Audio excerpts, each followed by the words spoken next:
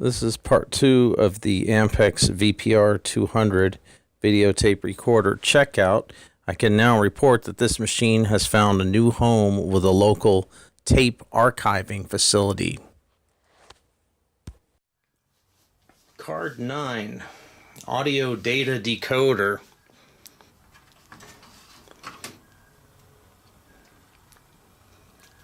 And this is a Sony CXD 1038. It's called an overdet piggyback. It's obviously some kind of a daughter card.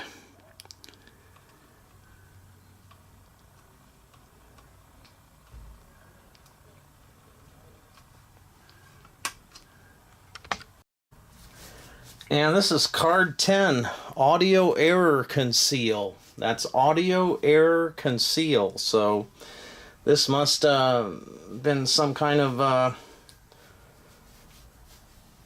algorithmic way of dealing with tape dropouts as to how they would affect the audio.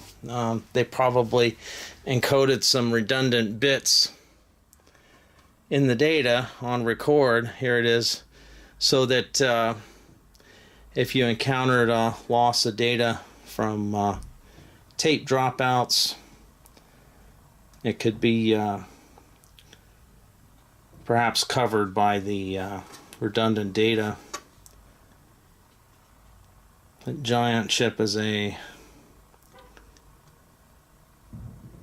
I don't know if that's DT7210 LI65P 8833CA.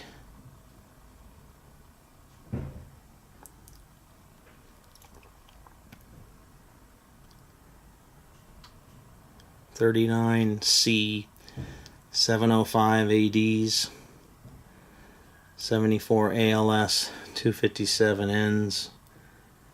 Again, it just goes on and on and on, and we have made it to card 10 of this amazing machine. Here's card 11, frame memory TBC, time-based corrector. So this must have been a card, a memory card to store video data, and TBC is time-based correcting, so they would store the video data and adjust for timing issues created in the video that would have been created by the mechanical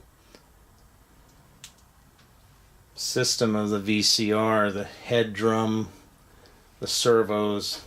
Probably very high accuracy in this case, but not accurate enough for a computer. So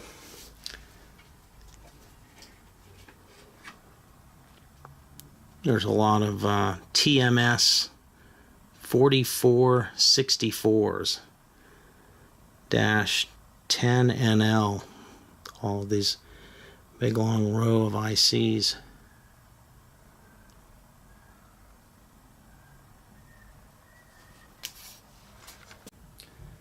Card 12 is the video outer decoder. There's a couple of SA90Ps, make that 3 of them here. Some Sony CXD 1038s, which seem to be pretty popular in this machine.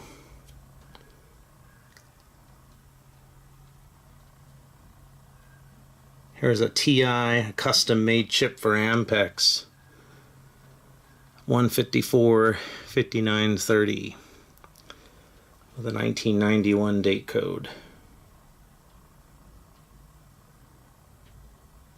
Wow.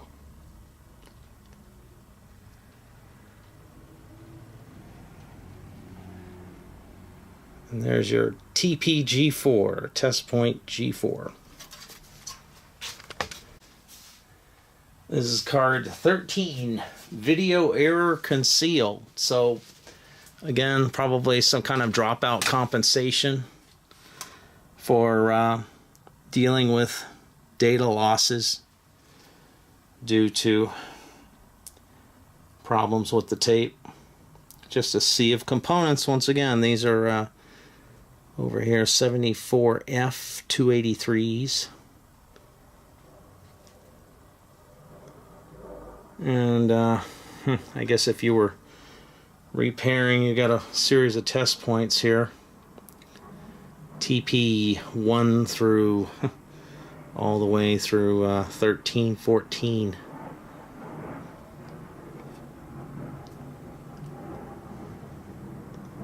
So I don't know. I would probably check at the test points and then send it back to them. Card 14, output processor 1. Some custom Ampex chips, 150 9228s. A little Daughterboard here, a VTC PB, VTC playback, could be a vertical interval time code.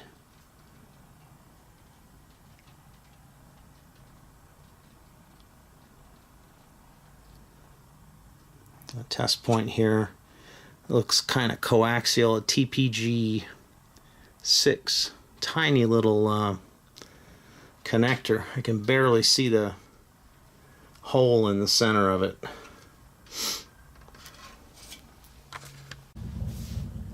Card 15, output processor 2.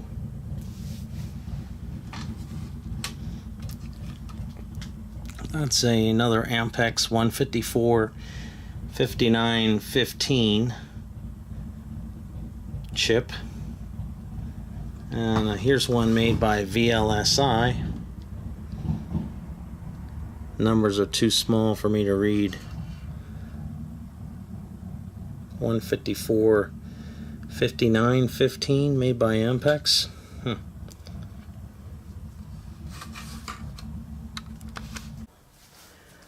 Card 16, video output. Wondering if this could be from where we go from digital to analog. There's an SA70P here.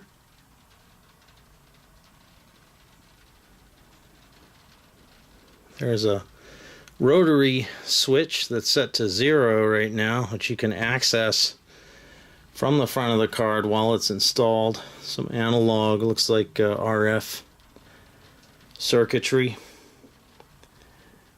An LMU 112 PC. A hexadecimal switch. Note it goes from 0 to 9 and then A through F.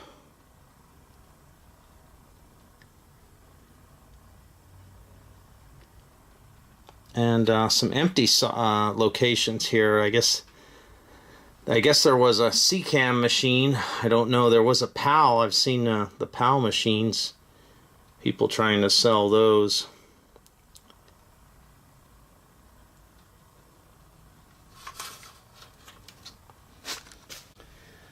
And this is the final card I have in the electronics bay of the machine, card 17. The sync generator card, NTSC PAL MPAL. TRW chip there, 101 6N7C8. A Daughterboard, a rather large one, that says Ampex picture position. Assembly 150 1180.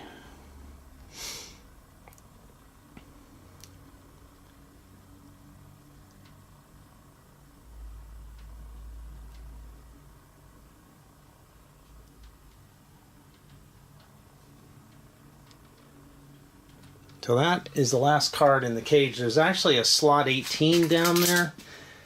I don't know if a card went there. I'd be curious. It might be a slot for diagnostic purposes to put a card in there to get access to the date, to the bus that they're all connected to. So next, we'll go through the cards in the top of the machine once I get this one put back in. So here's card number 1 for the tape mechanism master control, it's called. That thing says Dallas DS 1225 AB, non-volatile SRAM.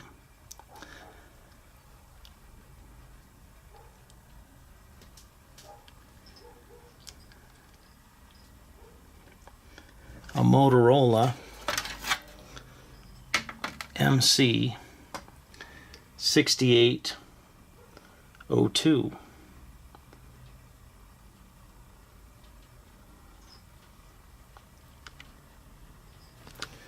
Card number 2, linear tracks. And a little daughter card on here that says TCG piggyback.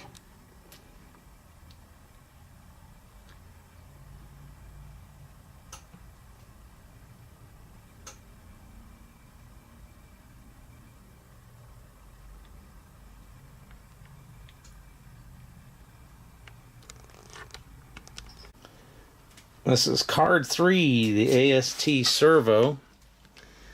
And there's some test points here marked. TP3, a dither detect. TP4, track curve. TP5, track error. TP6, AVE, RF envelope. TP7, channel 1 ramp. TP8, channel 2 ramp. Channel 1 and channel 2 ramp pot adjustments there, 10 turn pots. Another one, channel 1 and 2 offsets.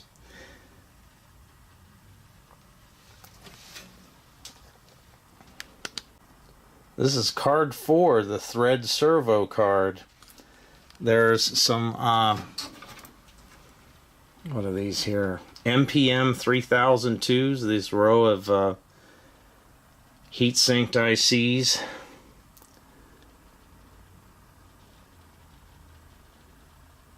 And this obviously must have something to do with the servos that thread the tape into the machine.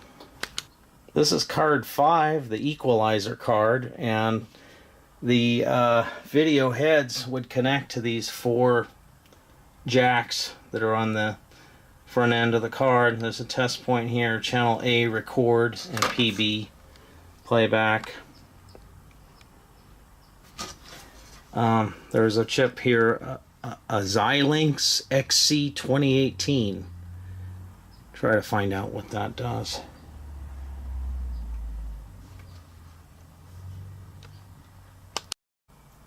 Card 6, transport servo.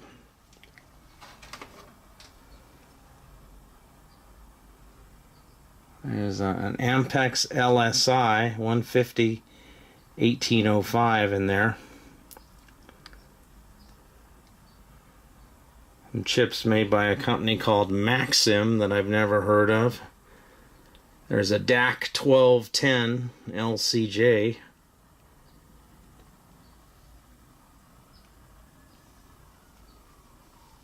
There's some test points here. Your 1x tachometer, cap storage, 1x reference, and TUTA position. SUTA position. And the final card in the tape bay is the transport MDA card. There's a large number of heat-sinked IRF 530s here, which probably this is the card that handles the current that drives all these servo motors. Man, and I mean, there's 4 rows like that. Those larger chips are MPM 3002s. And of course, down here at the bottom, final row of massive power handling components. Well, this has been a lot of fun. I'm going to get one final shot of the rear panel of the unit where the cooling fans and the connectors are. Here's the rear of the machine. You've got 4 large muffin fans to move the air through it. You've got some RS 422s and 232 probably to allow you to remote control the machine in an edit bay situation. Time code in and out. Q in and out. That's interesting. I wonder if it had some kind of a Q audio channel or what. Maybe there's some more knowledgeable people out there on this machine. Down here at the bottom, the 3 fans that pull the cooling air through the card cage. You've got your analog audio in and outs, 4 channels, waveform sync, probably a digital waveform monitor went there. You got your AC power that comes in. There's 4 circuit breakers, 2 push button, and then your composite BNC video connectors, some digital audio connectors that look like DB25s. That may be the AES EBU interface, but some more qualified people could leave a comment on that. I hope you've enjoyed this video as much as I have looking at this machine. So this has been the Ampex VPR 200 overview video and peek inside. Thanks for watching. Please feel free to leave a comment if you know somebody that might be interested in this. Let me know. I don't really want it to go to the scrappers. I mean, it may have to ultimately, but yeah, if you have one of these, you need some of the parts off of it. I'm trying to get a local tape archiving company, find out if they would be interested in it.